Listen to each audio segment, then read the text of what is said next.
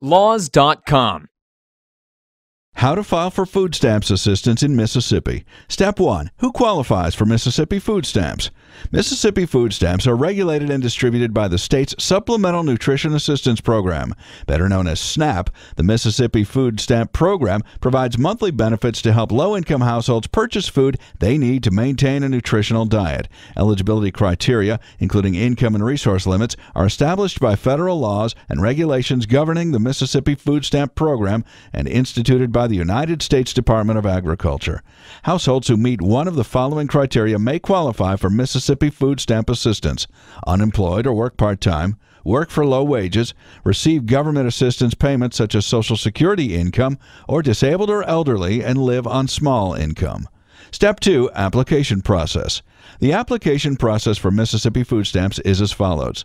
Request an application for Mississippi food stamps by phone, in person, or by mail from your local county office. Applications for benefits may also be downloaded or printed online from the following link. One adult household member or authorized rep is required to sign the application for SNAP benefits. Complete as much of the application as you can and turn it into the local county office.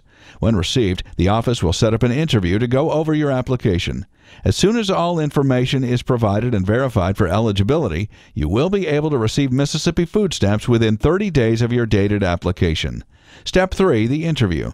Before you go to your interview, please bring documents to verify your income and expenses. Additionally, you will need to provide the state rep with the following documents: proof of identity or alien status, Social Security numbers for all household members. If employed, you must bring proof of income, including earning statements or wage stubs for the previous month, bank statements for checking accounts, savings accounts, credit union accounts, retirement accounts, stocks, bonds, dividends, etc. Proof of shelter costs such as mortgage payment, rent, taxes, utility bills, heat, electricity, telephone, etc.